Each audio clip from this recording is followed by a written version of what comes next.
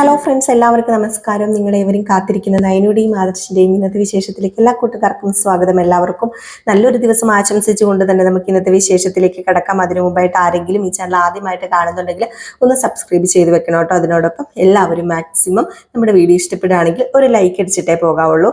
അങ്ങനെ ഏതായാലും ആ ഒരു സമ്മേളനം തുടങ്ങാൻ പോവുകയാണ്, ആ ഒരു ഫംഗ്ഷൻ തുടങ്ങാൻ പോവുകയാണ്. അങ്ങനെ നമ്മുടെ ആൻമേരി തന്നെയാണ് ആദ്യം സംസാരിക്കുന്നത് കേട്ടോ. അപ്പൊ ആൻമേരി പറയാണ്, ഇനി വനിതയുടെ കൂട്ടായ്മയാണ് നടക്കാൻ പോകുന്നത്. ഇവിടെയുള്ള എല്ലാവർക്കും സ്വാഗതം പറഞ്ഞതുകൊണ്ട് ഇന്നത്തെ നമ്മുടെ അവാർഡിനെ കുറിച്ച് ഞാൻ 2 വാക്ക് പറയാൻ പോവുകയാണ്. അച്ഛൻ്റെ കൈ പിടിച്ച് മെല്ലെ മെല്ലെ വളർന്നു വന്നൊരു പെൺകുട്ടി, അതിലുപരി തനിയെ അവളുടെ പരിശ്രമങ്ങളിലൂടെ കടന്നു വന്ന പെൺകുട്ടി, 5 വയസ്സ് മുതൽ പഠിപ്പും ജോലിയും ഒന്നിച്ചു കൊണ്ടുപോയ ഒരു ബാല്യം ആ പെൺകുട്ടിക്ക് അവകാശപ്പെടാനുണ്ട്. പിന്നീട് ഡിഗ്രി വിദ്യാഭ്യാസം പൂർത്തിയാക്കുന്നത് വരെ യൂണിവേഴ്സിറ്റി കലോത്സവത്തിൽ കൾച്ചറൽ പ്രോഗ്രാമുകൾക്കൊക്കെ ഒന്നാമതെത്തിയിട്ടുണ്ട് ആ പെൺകുട്ടി. അതിനുശേഷം നയന ആർട്ട് ഗാലറി എന്ന ഒരു സ്ഥാപനം നല്ല രീതിയിൽ നടത്തിക്കൊണ്ട് പോവുകയാണ്. വളരെ യാദർശികമായി മൂർത്തീസ് ഗ്രൂപ്പ് ഓഫ് കമ്പനിയുടെ MD ആയ ആദർശ് സാറിനെ പരിചയപ്പെടുന്നതും പിന്നെ അത് വിവാഹത്തിൽ കലാശിക്കുന്നതുമൊക്കെ. അപ്പൊ ഇതൊക്കെ കേട്ടിട്ട് നമ്മുടെ ദേവയാനി ഇങ്ങനെ സന്തോഷത്തോടു കൂടി ഒരു ചിരിയോടുകൂടി ഇങ്ങനെ നോക്കിക്കാണാണ്. അതിനോടൊപ്പം തന്നെ നമ്മുടെ നയന കല്യാണം കഴിഞ്ഞ് വീട്ടിലേക്ക് വന്ന ആ ഒരു സമയത്ത് നമ്മുടെ നയനയോടെടുത്ത പോരുകളും ഒക്കെ ഇങ്ങനെ ദേവയാനി ആ സ്റ്റേജിന്റെ താഴെ ഇരുന്ന് ഇങ്ങനെ ഓർക്കുകയാണ് കേട്ടോ. താൻ എന്തുമാത്രം നയനയോട് പോരെടുത്തിട്ടുണ്ട്. അതുമാത്രമല്ല, ഇവള് ജീവിതത്തിൽ ഇവളെ എൻ്റെ മരുമകളായിട്ട് ഞാൻ അംഗീകരിക്കില്ല, അത് ഞാൻ ഇവിടെ ശപഥം ചെയ്യാന്ന് പറഞ്ഞുകൊണ്ട് നിലവിളക്കം കൊണ്ട് കയറുന്ന നയനയുടെ മുഖത്ത് നോക്കി പറഞ്ഞതൊക്കെ ഇങ്ങനെ തികട്ടി ആലോചിച്ച് വളരെ സങ്കടത്തോടെയും പക്ഷെ അതിലുപരി എന്തോ സന്തോഷത്തോടെയും കൂടിയാണ് നമ്മുടെ ദേവയാനി ഇരിക്കുന്നത്. അപ്പൊ ആ ഒരു സീനാണ് പിന്നെ കാണിക്കുന്നത്. എന്നിട്ട് നമ്മുടെ ആൻമേരി പറഞ്ഞു, സാധാരണ എല്ലാ പെൺകുട്ടികളെയും പോലെ വീട്ടിന് അകത്ത് കഴിച്ചുകൂട്ടിയ ഒരു പെൺകുട്ടിയെ ആയിട്ടല്ല ആദർശേട്ടൻ നയനെ കണ്ടത്.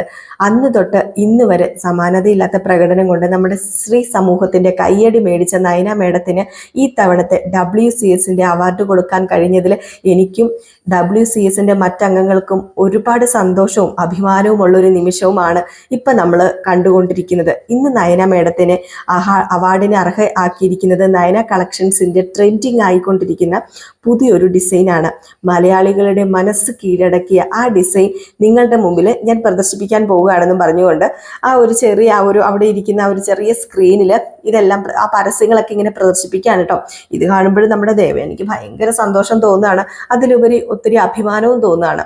അപ്പൊ എല്ലാവരും ഇതൊക്കെ കണ്ടു കഴിഞ്ഞിട്ട് കൈയൊക്കെ കൊട്ടുകയാണ്. അപ്പൊ കൈയൊക്കെ കൊട്ടിയത് കണ്ട് ദേവയാനിക്ക് ഭയങ്കര സന്തോഷമാണ്. അത് കഴിഞ്ഞിട്ട് നമ്മുടെ ആൻമേരി പറഞ്ഞാണ്, ഇനിയിപ്പം അവാർഡ് മേടിക്കുന്നതിന് മുമ്പ് 2 വാക്ക് സംസാരിക്കാനായിട്ട് നയന മേഡത്തിന് ക്ഷണിക്കുകയാണെന്ന് പറഞ്ഞു. അങ്ങനെ പിന്നെയാണ് നമ്മുടെ നയന ആ ഒരു സ്റ്റേജിലേക്ക് 2 വാക്ക് സംസാരിക്കാനായിട്ട് വരുന്നത്. ഏതായാലും നയന സംസാരിക്കാൻ തുടങ്ങുന്ന കാര്യമൊന്നും ഞാൻ പ്രത്യേകിച്ച് പറയേണ്ടതില്ലെന്നറിയാം, എങ്കിലും നിങ്ങൾ ഡയലോഗ് സഹിതം കാണാനും കേൾക്കാനും ഒക്കെ നോക്കിയിരിക്കുകയാണല്ലോ. അങ്ങനെ നമ്മുടെ നയന പറയാണ്, വേദിയിലും സദസ്സിലും ഇരിക്കുന്ന എല്ലാവർക്കും എൻ്റെ കൂപ്പുകൈ. പ്രതീക്ഷിക്കാത്തൊരു സമയത്താണ് എനിക്ക് ഇങ്ങനെ ഒരു അവാർഡ് കിട്ടിയത്. ഇത്തരം വേദികളോടോ ഇത്തരം ഫംഗ്ഷനുകളോടോ ഞാൻ ഒരിക്കലും താല്പര്യം കാണിച്ചിരുന്നില്ല. അതെനിക്ക് ഇഷ്ടമുള്ള കാര്യമൊന്നും അല്ലായിരുന്നു. അർഹത ഉണ്ടായിട്ടും അവാർഡ് കിട്ടാതെ പോയതിൽ നിരാശയോടുകൂടി ജീവിക്കുന്ന ഒരുപാട് വ്യക്തികൾ നമുക്കിടയിലുണ്ട്. അതുകൊണ്ട് തന്നെ ഞാൻ എൻ്റെ ജീവിതത്തിൽ ഒരു തീരുമാനം എടുത്തിരുന്നു, ഈ അതൊന്നും എനിക്ക് വേണ്ട. പിന്നെ അതുമാത്രമല്ല, അർഹതയില്ലാത്തൊന്നും കൈപ്പിടിയിൽ ഒതുക്കാൻ ശ്രമിക്കരുത് എന്ന്. എൻ്റെ ഡിസൈനുകൾക്ക് നല്ല ഡിമാൻഡ് ഉണ്ട്. ഇപ്പം മൂർത്തീസ് കമ്പനിയുടെ വളർച്ചയിൽ സഹായിക്കുന്നുണ്ടെന്ന് ആ കമ്പനിയുടെ MDയും എൻ്റെ ഭർത്താവുമായ ആദർശേട്ടൻ ബോധ്യപ്പെടുത്തിയിട്ടൊക്കെ ഉണ്ട്. അതെനിക്കറിയാം. അതായത് എൻ്റെ ഡിസൈനുകൾ ആർക്കും പിന്നിലല്ലെന്ന് എനിക്കറിയാമെന്നാണ് ഞാൻ ഈ പറഞ്ഞത്. എന്നാൽ ഇവിടെ ഈ അവാർഡ് ഞാൻ നേരത്തെ നിഷേധിച്ചിരുന്നു. അതിന് ഒരുപാട് കാരണങ്ങളുണ്ട്. അത് ഞാൻ ആൻമേരിയോട് എന്തോ മര്യാദയില്ലാതെ സംസാരിച്ചതായിട്ടും എനിക്ക് തോന്നുന്നുണ്ട്. പക്ഷേ അത് തന്നെയാണ് എനിക്ക് ഇപ്പോഴും ഇവിടെ പറയാനുള്ളത്. നിങ്ങൾക്കാർക്കും ഒന്നും തോന്നരുത്. നിങ്ങളെല്ലാവരും എന്നോട് ക്ഷമിക്കണം. ഇന്ന് ഈ ഫംഗ്ഷനിൽ ചെലവായ തുക എത്രയാണെങ്കിലും അത് ഞാൻ വീട്ടിക്കോളാം. എനിക്ക് ഈ അവാർഡ് വേണ്ട. എനിക്ക് ഈ അവാർഡ് മേടിക്കുന്നതിനോട് യാതൊരു താല്പര്യവുമില്ല. ഒരു കാരണവശാലും ഞാൻ ഈ അവാർഡ് സ്വീകരിക്കില്ല. ഇത് കേട്ടത് നമ്മുടെ ദേവയാനിയും അതുപോലെ ആൻമേരിയും ഗ്രേസിയൊക്കെ ഞെട്ടിപ്പോവാണ്. അപ്പോഴത്തേക്കും അവിടെ നിന്ന് നമ്മുടെ ദേവയാനി ഇങ്ങനെ എണീറ്റു കേട്ടോ. ദേവയാനി എണീറ്റിട്ട്, എല്ലാവരെയും വിളിച്ചു കൂട്ടിയിട്ട്, നീ എന്താ നാടകം കളിക്കുകയാണോ? നയനെ, നീ ഒരു സ്റ്റാർ ആണെന്നുള്ള ധാരണയാണോ നിനക്കുള്ളത്? അതുകൊണ്ടാണോ നീ അഹങ്കാര വർത്താനം കാണിക്കുന്നത്? എന്തോ ആയെന്നുള്ളൊരു ധാരണ അതാണ് നിന്റെ മനസ്സിൽ. അതുകൊണ്ട് നീ ഇവിടെ കൂടിയവരെയൊക്കെ അപമാനിക്കുകയാണോ ചെയ്യേണ്ടത്?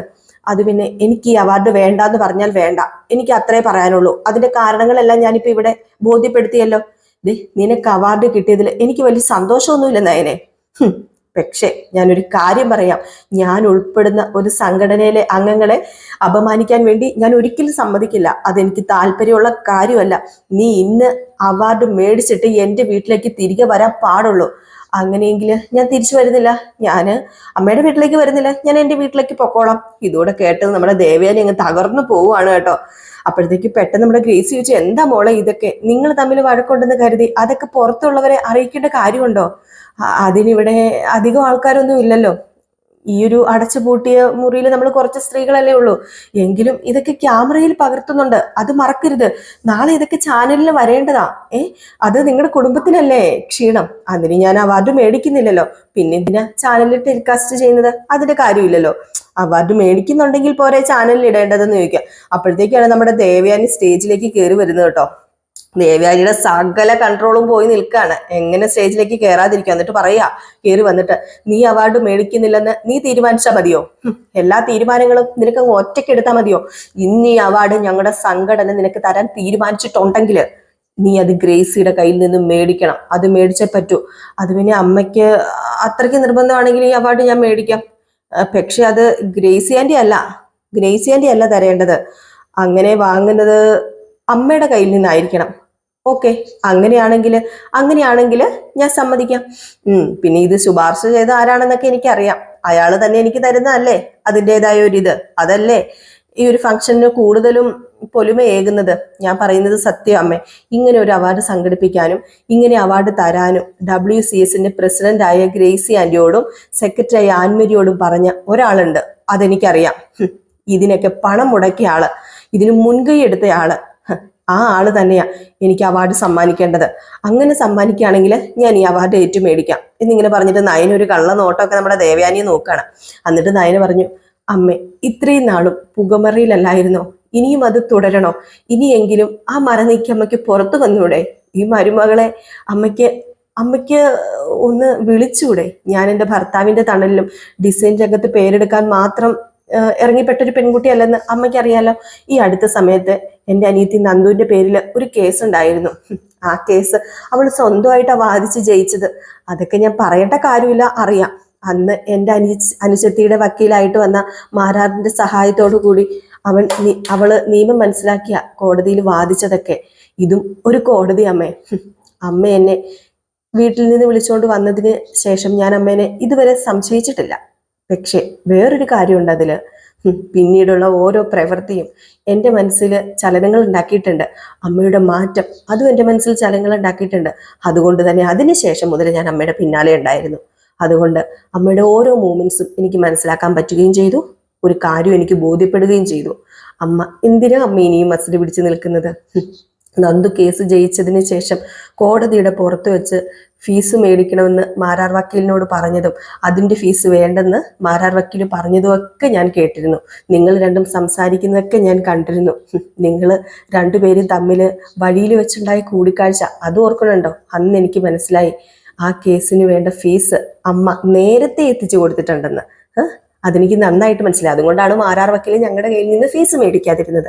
അങ്ങനെ ഒരുപാട് സംഭവങ്ങൾ ഞാൻ ഇതിനകം കണ്ടുപിടിച്ച് കഴിഞ്ഞു അമ്മേ. ഞാൻ ഈ അവാർഡ് വേണ്ടെന്ന് പറഞ്ഞാൽ ഏറ്റവും കൂടുതൽ വേദനിക്കുന്നത് അമ്മയാണ്. അതെനിക്ക് ഇപ്പോഴും അറിയാം. വീണ്ടും എന്നിട്ട് അമ്മ എന്തിനാ മറിഞ്ഞിരിക്കുന്നത് എന്ന് ചോദിക്കാണ് കേട്ടോ.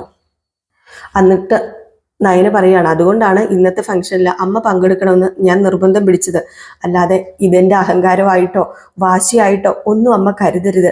ഉള്ളിൽ സ്നേഹം വെച്ചുകൊണ്ട് എന്തിനമ്മ എൻ്റെ മുമ്പിൽ ഇങ്ങനെ അഭിനയിക്കുന്നത്? ഇത്രയും ദിവസം അമ്മ എൻ്റെ മുമ്പിൽ അഭിനയിച്ചു.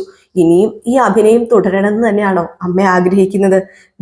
കരൾ തന്ന പെൺകുട്ടിയെ തേടി അമ്മ ഒരുപാട് നടന്നു, ഒരുപാട് അലഞ്ഞു. എന്നിട്ട് അവളെ കാണണമെന്ന് ആദർശേട്ടൻ്റെ അച്ഛൻ്റെയും മുമ്പിലൊക്കെ വെച്ച് വാശി പിടിച്ചില്ലേ? എന്നിട്ട് അവളെ കണ്ടെത്തിയിട്ട് ഇപ്പം അമ്മ എന്തിനാ മറഞ്ഞു നിൽക്കുന്നത്? അമ്മ മറഞ്ഞു നിൽക്കേണ്ട കാര്യമുണ്ടോ? ആ കരട് തന്ന പെൺകുട്ടിയോട് അമ്മയ്ക്കൊന്ന് സംസാരിച്ചുകൂടെ? ആ കരള് തന്ന പെൺകുട്ടി അമ്മയ്ക്കൊന്ന് സ്നേഹിച്ചുകൂടെ? സത്യം തിരിച്ചറിഞ്ഞ അമ്മ ഇതെല്ലാം മറച്ചു വെക്കുന്നത് എന്തിനാ? അമ്മയ്ക്ക് കരുള് തന്ന് സഹായിച്ച പെൺകുട്ടിയോട് അമ്മയ്ക്ക് ഇപ്പൊ അമിതമായ സ്നേഹമുണ്ടെന്ന് എനിക്കറിയാം. അവളെ അമ്മയ്ക്ക് ജീവനാന്ന്, ജീവന്റെ ജീവനാന്ന് എന്ന് പറഞ്ഞതും നമ്മുടെ ദേവയാനി എന്ത് ചെയ്തു? നയനെ അങ്ങ് കെട്ടിപ്പിടിച്ചിട്ടുള്ള ഒറ്റ കരച്ചിലായിരുന്നു കേട്ടോ. സത്യം പറഞ്ഞാൽ നമ്മുടെ കണ്ണ് നിറഞ്ഞു പോകും കേട്ടോ. അടിപൊളി സീനാണ്. എന്നിട്ട് രണ്ടുപേരും ആ സ്റ്റേജിൽ ഭയങ്കര കരച്ചിലാണ്. പിന്നെ കൂട്ടക്കരച്ചില് ആ ഒരു സീനാണ് കുറച്ച് നേരത്തേന് നമ്മളെ കാണിക്കുന്നത്. പിന്നെ മൈക്ക് നമ്മുടെ ദേവയാനി ആട്ടോ മേടിക്കുന്നത്. അങ്ങനെ ദേവയാനിയാണ് പിന്നെ നമ്മളെ കരയിക്കാൻ പോകുന്നത്. പിന്നെ ദേവയാനിയാ പറയുന്നത്, എൻ്റെ ആദർശ്, എൻ്റെ മോന് എൻ്റെ ഹൃദയത്തിന്റെ ഒരു ഭാഗമാണ്. അത് എനിക്ക് മാത്രമല്ല എല്ലാവർക്കും അറിയാവുന്ന കാര്യമാണ്. എല്ലാ അമ്മമാർക്കും അവരുടെ മക്കൾ അങ്ങനെ തന്നെയാണെങ്കിലും പ്രത്യേകിച്ച് എനിക്ക് അവനോടൊരു ഇഷ്ടവും താല്പര്യവും ഒക്കെ കൂടുതലാണ്. അതിന് കാരണവുമുണ്ട്. അവനൊരു അസുഖക്കാരനായതുകൊണ്ട് മാത്രമാണ് ആ ഒരു സ്നേഹം ഞാൻ കൊടുക്കുന്നതെന്ന് നിങ്ങൾ എല്ലാവരും കരുതുന്നുണ്ടായിരിക്കാം. പക്ഷെ അതുമാത്രമല്ല, എനിക്ക് അവൻ മാത്രമുള്ളൂ സ്നേഹിക്കാന്. പിന്നെ നമ്മൾ മക്കളുടെ കാര്യത്തിൽ സ്വാർത്ഥരായി പോകുമ്പോഴത്തേക്കും നമുക്ക് ചില സവിശേഷതകളൊക്കെ അവിടെ ഉണ്ടാകും. മക്കൾ കല്യാണം കഴിച്ചുകൊണ്ട് വരുന്ന പെൺകുട്ടികളെ അവര് യോജിക്കാത്ത പെൺകുട്ടികളാണെന്നൊക്കെ തോന്നി കഴിഞ്ഞിട്ടുണ്ടെങ്കിൽ എൻ്റെ ഒരു അവസ്ഥ തന്നെ ആയിരിക്കും. എൻ്റെ മനസ്സ് അവര് വെറുക്കും. എൻ്റെ മനസ്സ് വെറുത്തതുപോലെ എല്ലാവരും വെറുക്കും, നമ്മൾ പോലും അറിയാതെ. അത് തന്നെയാണ് എൻ്റെ മരുമകളുടെ കാര്യത്തിലും സംഭവിച്ചത്. മുഖം മറച്ചുകൊണ്ട് കല്യാണ മണ്ഡപത്തിൽ വന്ന പെൺകുട്ടിയെ മറ്റുള്ളവരുടെ നിർബന്ധപ്രകാരം നിലവിളക്ക് കൊടുത്ത് അകത്തേക്ക് കയറ്റിയെങ്കിലും അവൾ പുറത്തേക്ക് പോണെന്ന് തന്നെയായിരുന്നു ഞാൻ ഇത്രയും നാളും ആഗ്രഹിച്ചിരുന്നത്. ആ ചിന്തയിലൂടെ തന്നെയാണ് ഞാൻ പൊക്കോണ്ടിരുന്നത്. അതിനുവേണ്ടി നയനമോളെ ദ്രോഹിക്കാവുന്നതിലും അപ്പുറം ഞാൻ ദ്രോഹിച്ചു, ഒരുപാട് ദ്രോഹിച്ചു. അവൾ എങ്ങനെയെങ്കിലും പോയാൽ മതി എന്ന് മാത്രമേ എനിക്ക് ഉണ്ടായിരുന്നുള്ളൂ. എൻ്റെ ആദർശമോൻ എൻ്റെ ഒപ്പം നിന്നെങ്കിലും അവന് മനസ്സിലായി നയന ആരാണെന്നും എന്താണെന്നും ഒക്കെ മനസ്സിലായി. പിന്നെ മകനും മരുമകളും തമ്മിൽ സ്നേഹത്തിലായെന്നറിഞ്ഞപ്പം ഏറ്റവും കൂടുതൽ വേദനിച്ച ഒരമ്മയാണ് ഞാൻ. അത് വേറെ ആരോട് പറഞ്ഞ് മനസ്സിലാക്കണമെന്നൊന്നും എനിക്കറിയില്ല. അത് തെറ്റാണോ ശരിയാണോ എന്നൊന്നും എനിക്കറിയില്ല. മോനും അവൻ്റെ അച്ഛനും മുത്തച്ഛനും മുത്തശ്ശിയൊക്കെ ഞാൻ ഇഷ്ടപ്പെടാത്ത എൻ്റെ മരുമകളെ ഒരുപാട് സ്നേഹിച്ചു. പിന്നെ പൂജാമുറിയിൽ വിളക്ക് തെളിയിക്കുന്ന ഞങ്ങളുടെ ഉമ്മറത്ത് കോലം വരയ്ക്കുന്ന, അടുക്കളയിൽ കയറി കൃത്യസമയത്ത് നല്ല ഭക്ഷണം ഉണ്ടാക്കി തരുന്ന അനന്തപുരിയിലെ മരുമകളെ തിരിച്ചറിഞ്ഞു. പക്ഷെ അന്നും ഞാൻ അതറിയാതെ പോയി. അതായിരുന്നു ഞാൻ ചെയ്ത ഏറ്റവും വലിയ തെറ്റ്. ഞാൻ എന്തെങ്കിലും തെറ്റ് ചെയ്തിട്ടുണ്ടെങ്കിൽ ആ തെറ്റ് മാത്രമാണ് ഞാൻ ചെയ്തിട്ടുള്ളത്. പിന്നെ പതിയെ ഞാൻ അവളെ സ്നേഹിക്കാൻ ശ്രമിച്ചിട്ടുണ്ട്. പക്ഷെ ഒരിക്കലും എനിക്ക് അവളെ സ്നേഹിക്കാൻ പറ്റിയിട്ടില്ല. പിന്നെ അമ്മയാകാൻ പോകുന്ന സ്വന്തം ചേച്ചിക്ക് രാത്രിയിൽ കുടിക്കാൻ വേണ്ടി കാച്ചുവെച്ച പാല ഞാൻ എടുത്ത് കുടിച്ചത്. അങ്ങനെയാ ഞാൻ ഹോസ്പിറ്റലായത്. എന്നിട്ടും അതിൻ്റെ പേരിലും ഞാൻ ഇവളെ ഒരുപാട് ദ്രോഹിച്ചു. അവളാണ് ആ പാല് കാച്ചുവെച്ച് എനിക്ക് തന്നതെന്നൊക്കെ ഞാൻ വിശ്വസിച്ചു. പക്ഷെ അവൾ ആ സമയത്തും ഞാൻ മരിക്കാൻ പോകുന്നെന്ന് അറിഞ്ഞപ്പോൾ അവളുടെ ജീവൻ പോലും പണയം വെച്ച് അവൾ എനിക്ക് അവളുടെ കരള് തന്നു. അതൊക്കെ ഞാൻ അറിയാൻ ഒരുപാട് താമസിച്ചു പോയി. കരള് തന്ന പെൺകുട്ടിയെ തേടി ഇറങ്ങിയപ്പോൾ ഒരിക്കലും ഞാൻ വിചാരിച്ചിരുന്നില്ല നയനെ ആയിരിക്കും ആ കരള് തന്ന പെൺകുട്ടിയെന്ന്. പക്ഷേ ഞാൻ ആ സത്യം മനസ്സിലാക്കിയത് ഹോസ്പിറ്റലിൽ നിന്ന് തന്നെയാണ്. കരള് തന്ന പെൺകുട്ടിയുടെ ആ ഒരു ഫയല് കണ്ടു കഴിഞ്ഞപ്പോൾ ഞാൻ ഞെട്ടിപ്പോയി. നയന എന്ന് പേരുള്ള എൻ്റെ മരുമകള് എനിക്ക് കരള് തന്നു. എന്നിട്ട് ഞാൻ വല്ലാത്തൊരവസ്ഥയിലായിരുന്നു. എന്നിട്ട് ഞാനിത് പുറത്ത് പറയാത്തത് വേറൊന്നും കൊണ്ടുമല്ല, എന്നെ പറ്റിച്ചില്ല എല്ലാവരും. പിന്നെ ഞാൻ എന്തിനിത് അറിഞ്ഞുവെന്ന് എല്ലാവരും അറിയണം. ഈ നിൽക്കുന്ന നയന, ഇവള് വരെ എന്നെ പറ്റിച്ചില്ലേ? ഇവള് പോലും ആ സത്യം എന്നോട് തുറന്നു പറഞ്ഞില്ല. ചിലപ്പം അതെന്നെ പേടിച്ചിട്ടൊക്കെ ആയിരിക്കാം, അതെനിക്കറിയാം. എങ്കിലും ഞാൻ ഇപ്പം ഇവിടെ വെച്ച് പറയാം, എൻ്റെ മരുമകളെ ഞാൻ ഒത്തിരി സ്നേഹിക്കുന്നുണ്ട്. ഇപ്പം എൻ്റെ മകനേക്കാൾ കൂടുതലും ഞാൻ എൻ്റെ മരുമകളെയാണ് സ്നേഹിക്കുന്നത്. ഇത് കേട്ട് കഴിഞ്ഞപ്പോഴത്തേക്കും വീണ്ടും നമ്മുടെ നയനയുടെ കണ്ണങ്ങ് നിറഞ്ഞു ഒഴുകുകയാണ് കേട്ടോ. ഇതിനിടയിലും ഞാൻ നയനോട് ഒരുപാട് ദ്രോഹം ചെയ്തു. അവര് ഹണിമൂണിന് പോകാൻ തുടങ്ങി കഴിഞ്ഞപ്പോഴത്തേക്കും 60 ദിവസത്തെ വ്രതം എടുക്കണമെന്ന് പറഞ്ഞ് എൻ്റെ മോനെ നിർബന്ധിച്ച് മല ചവിട്ടിച്ചു. ഏതായാലും ആ മല ചവിട്ടല് ദൈവം കണ്ടു. അതുകൊണ്ട് തന്നെയാ ദൈവം എന്നെ മരണത്തിലേക്ക് കൊണ്ടുചെന്നതും എൻ്റെ കരള് കാർന്നു തിന്നതും. പക്ഷെ അതിൽ നിന്നൊക്കെ എന്നെ രക്ഷിച്ചത് ഈ നിൽക്കുന്ന നയനമോളല്ലേ. ഇനി ഞാൻ എന്തിനെൻ്റെ നയനമോളെ വെറുക്കണം? ദൈവം എനിക്ക് കാണിച്ചു തന്നതല്ലേ ഈ നിൽക്കുന്നതാണ് എൻ്റെ ദൈവമെന്ന്. എൻ്റെ ജീവിതത്തിൽ എന്നെ കൈപിടിച്ച് കയറ്റിയ ഇപ്പോൾ എൻ്റെ കൺമുമ്പിൽ കണ്ട ദൈവം അത് വേറെ ആരുമല്ല, ഈ നിൽക്കുന്ന നയന തന്നെയാണ്. അവള ഇപ്പം ഞാൻ തിരികത്തിച്ച് എൻ്റെ മനസ്സിൽ പൂവിട്ട് പൂജിക്കുന്ന എൻ്റെ മരുമകള്. എനിക്ക് മാപ്പ് തരണം നയനെ എന്ന് പറഞ്ഞുകൊണ്ട് കൈ കൂപ്പി പിടിക്കുകയാണ് നയനയുടെ മുമ്പിൽ. നയനയ്ക്ക് സഹിക്കുമോ? നയനയ്ക്ക് ഒട്ടും സഹിക്കില്ലല്ലോ. അങ്ങനെ നയന അമ്മേ എന്താ അമ്മ ഇത്, അമ്മ എന്താ അമ്മ കാണിക്കുന്നതെന്ന് പറഞ്ഞുകൊണ്ട് നേരെ ചെല്ലുകയാണ്. അങ്ങനെ നേരെ ചെന്നപ്പോഴത്തേക്ക് നമ്മുടെ നയനെ എന്ത് ചെയ്തു, നയനയുടെ ഈ കവള് രണ്ടിലും ഇങ്ങനെ ചേർത്ത് പിടിച്ചിട്ട് നെറ്റിയിലൊരു ഉമ്മ കൊടുത്തിട്ട്, ഈ അമ്മയ്ക്ക് മാപ്പ് തരില്ലേ, ഈ അമ്മ ഒരു മഹാപാപിയാ, ഈ അമ്മ എന്താ ചെയ്യേണ്ടതെന്ന് എനിക്കറിയില്ല, ഞാൻ എവിടെ ചെന്ന് എൻ്റെ ഈ പാപം ഇറക്കി വെക്കുന്ന എനിക്കറിയില്ല, അതുകൊണ്ടാണ് ഞാൻ ഈ ഒരു വേദിയിൽ ഞാനിപ്പോൾ ഇവിടെ ഇങ്ങനെ വന്ന് നിന്ന് എല്ലാവരുടെയും മുമ്പിൽ വെച്ച് മോളോട് മാപ്പ് ചോദിക്കുന്നത്, എനിക്ക് മാപ്പ് തരില്ലേ എന്ന് പറഞ്ഞ് വീണ്ടും നമ്മുടെ ദേവയാനി ഇങ്ങനെ കരയുന്നു. നയനയാണെങ്കിൽ ഒരിക്കലും അമ്മേനോട് അങ്ങനെയൊന്നും പറയരുത്, ഈ നിൽക്കുന്ന അമ്മയുണ്ടല്ലോ എൻ്റെ അമ്മായിയമ്മയല്ല, എൻ്റെ അമ്മയുടെ സ്ഥാനത്ത് ഞാൻ എൻ്റെ അമ്മേനെ കണ്ടിട്ടുള്ളൂ, അതുകൊണ്ട് ഇനി ഇങ്ങനെയൊന്നും സംസാരിക്കരുത്, അമ്മയുടെ മനസ്സറിയാൻ വേണ്ടിയാ, അമ്മ എന്നെ സ്നേഹിക്കാൻ വേണ്ടിയാ ഞാൻ ഈ വേദിയിൽ വെച്ച് ഇതൊക്കെ പറഞ്ഞത്, അല്ലാതെ ഒരിക്കലും അമ്മേനെ അപമാനിക്കാനോ അമ്മയോടുള്ള സ്നേഹക്കുറവ് കൊണ്ടോ ഒന്നും അല്ല എന്ന് പറഞ്ഞ് വീണ്ടും കെട്ടിപ്പിടിച്ച് രണ്ടുപേരും ഭയങ്കര കരച്ചിലാണ് കേട്ടോ. എന്നിട്ട് നമ്മുടെ ദേവയാനി പറയും, എല്ലാത്തിനും ഒടുവിൽ ഞാൻ ഒരുപാട് അലഞ്ഞു, അവസാനം അത് ആണെന്ന് അറിഞ്ഞതിന് ശേഷം ഉണ്ടല്ലോ ഞാൻ ഒരുപോലെ കണ്ണടച്ചിട്ടില്ല. ഒരുപക്ഷെ മോള് പറയുന്നതിനേക്കാൾ ആവേശമായിരുന്നു മോളെ അടക്കി പിടിക്കാനും മോളെ സ്നേഹിക്കാനും ഒക്കെ. പക്ഷെ അതിന് കഴിയാതെ പോയത് വേറൊന്നും കൊണ്ടും അല്ല, എനിക്ക് പേടിച്ചിട്ടാ. എല്ലാവരും എനിക്ക് സത്യം പറഞ്ഞ പേടിയായിരുന്നു. സ്വന്തം വീട്ടിലേക്ക് പോയ എൻ്റെ മരുമകളെ എനിക്ക് തിരിച്ചു കൊണ്ടുവരണമായിരുന്നു. അതിനുവേണ്ടി ഏതറ്റം വരെ പോകാനും ഞാൻ തയ്യാറായിരുന്നു. അന്ന് നീ തീരുമാനം എടുത്തില്ലേ ഞാൻ വന്ന് വിളിച്ചാലേ നീ തിരിച്ചു വരത്തുള്ളൂന്ന്. സത്യങ്ങൾ മനസ്സിലാക്കിയ ഞാൻ ഇനി എൻ്റെ മരുമകളെ എൻ്റെ കൂടെ നിർത്തണമെന്നും എന്നെ സ്നേഹിക്കണമെന്നും എൻ്റെ കൂടത്തിൽ തന്നെ എൻ്റെ മരണം വരെ ഉണ്ടാകുമെന്ന് ഉറപ്പിച്ചിട്ടാ ഞാൻ നിന്നെ തിരികെ വിളിച്ചോണ്ട് വന്നത്.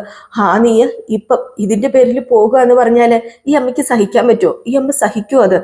അതുകൊണ്ടാ പറയുന്നത്, എൻ്റെ മരുമകൾ പോകാൻ പാടില്ല എന്നും എൻ്റെ മകനോടൊപ്പം തന്നെ നീ ഉണ്ടായിരിക്കണം, അനന്തപുരി തറവാട്ടിലെ വിളക്കായിട്ട്. ഇവിടെ ഞാൻ തോറ്റുപോയി എന്ന് പറഞ്ഞുകൊണ്ട് നമ്മുടെ ദേവയാനി കരഞ്ഞപ്പോൾ, ഇല്ല, എൻ്റെ അമ്മ ആരുടെയും മുമ്പിൽ തോക്കാൻ ഞാൻ ഒരിക്കലും സമ്മതിക്കില്ല, ഒരിക്കലും അമ്മ തോക്കാൻ പാടില്ല എന്നും അനന്തപുരി തറവാട്ടിലെ ദേവയാനി തല ഉയർത്തിപ്പിടിച്ച് തന്നെ നിൽക്കണം, അത് മാത്രം മതി എന്ന് പറഞ്ഞ് വീണ്ടും കെട്ടിപ്പിടിച്ച് കരയുവാണ് രണ്ടുപേരും കൂടി. ഇന്ന് കെട്ടിപ്പിടിച്ച് കരയിൽ മാത്രമേ ഉള്ളൂ കേട്ടോ. സത്യം പറഞ്ഞ് ഈ സ്റ്റേജും കൊണ്ട് ഇന്നത്തെ ആ ഒരു എപ്പിസോഡ് അവസാനിക്കുക കേട്ടോ ചെയ്യുന്നത്.